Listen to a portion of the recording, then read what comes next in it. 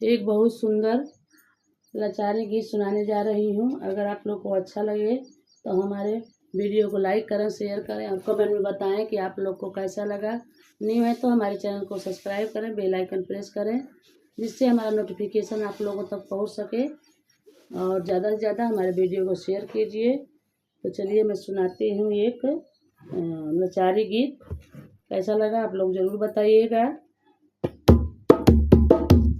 सीता जी मांगे वरदान, हे गिरिजा घर जाके। सीता जी मांगे वरदान, हे गिरिजा घर जाके। सीता जी मांगे वरदान, हे गिरिजा घर जाके। राजा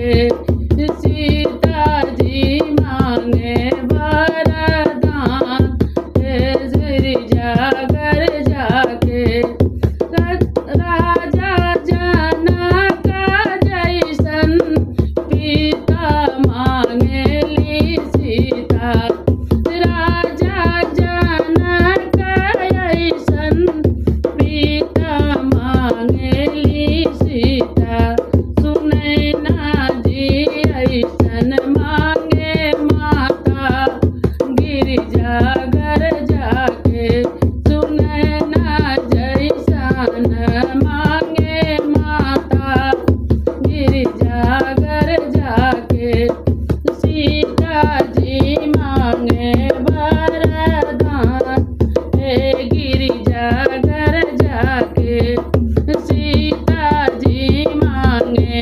वरदान, हे गिरिजागर जाके सीता जी मांगे वरदान, हे गिरिजागर जाके, हे गिरिजागर जाके, हे गिरिजागर जाके सीता जी मांगे वरदान, हे गिरिजागर जाके सीता जी मांगे वरदान, हे गिरिजागर जाके।